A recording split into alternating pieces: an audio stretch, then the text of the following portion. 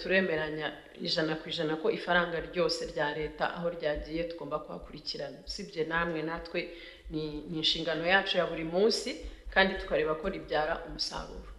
Iyo mpamvu mu biganiro tumaze igihe dukorana na federasiyo zose mwanabajije mutese kubera iki 11 zirushe izindi ki bimeze gute. Twageragaje neza yuko ntabwo tuzajya twohereza amafaranga ahantu hatari plan, hatari deliverables zigaragara. Ntabwo imikino yose cyangwa se siporo zose reka bari ko mbyita, niba hatari ikintu cyitwa kuvuga ngo dufite plan igera kuhe musaruro, then it's not the priority.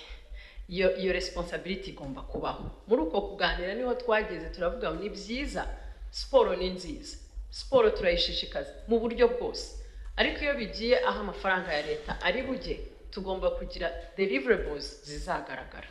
Kubw'iyo mpamvu hagomba kuba plan ya development cyane cyane, kuko deliverables ntabwo ziza ako kanya, zigomba kugaragaza. So twageje kugarukira kuri izo kuko ureba ibikorwa bizatanga umusaruro. Twaganiriye n'amafederasiyo yacu nk'uyu munsi n'isa, barabizi ko nta ikipe y'u Rwanda isohoka just for the sake yo gusohoka. Niba tutariteguye tukaba tubona yuko aho hantu tugiye kujya kuba mu mbabare gukoresha iryo jambo ingwiza murongo, icyo gihe ntabwo aho hantu tuba spending. Kuko ikipe gusohoka byonyine kujya muri competition cyangwa kwakira competition, nta nimwe dutanga amafaranga ari munsi ya miliyoni hafi 300.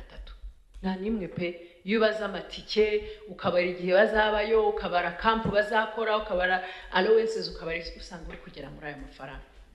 Byarabaye ndabana urugero rwose umwaka ushize twahagaritse participation twagombaga kugera muri Sekafa under 17 kuko tutari twiteguye. Uyu mwaka baragenda kuko twiteguye.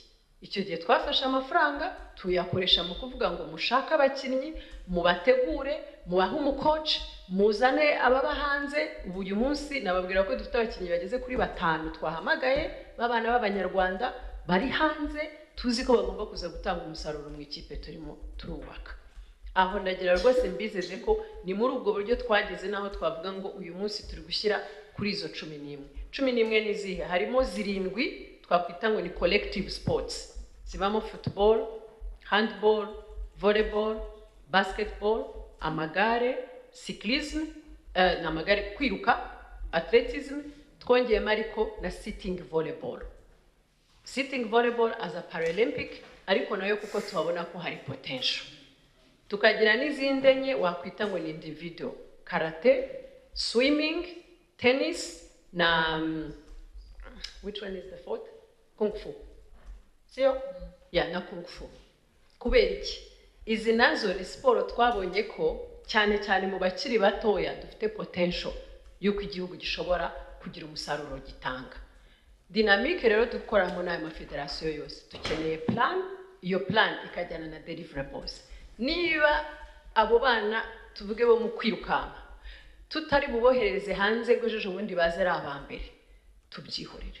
Ariko uyu munsi umusaruro mwawubona. Nababwira nk'abana bo mu kwirukanka metero 800 igihumbi, ngira ngo ejo bundi mwarabibonye abana b'abakobwa bacu ni abambere muri Afrika.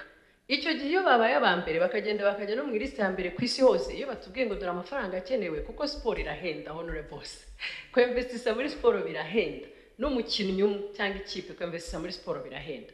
Niyo mpamvu turi intentional yo kumakinga sure ko twinvestisa ahantu hazana result. Mu gusubiza ikibazo mwabazaga rero nuko 11 twazigezeho, ntago bivuga ngo n'izindi ntago zifite umumaro, nta nubwo tuzikurikirana, ariko iyo bitarazana action plan itanga deliverables.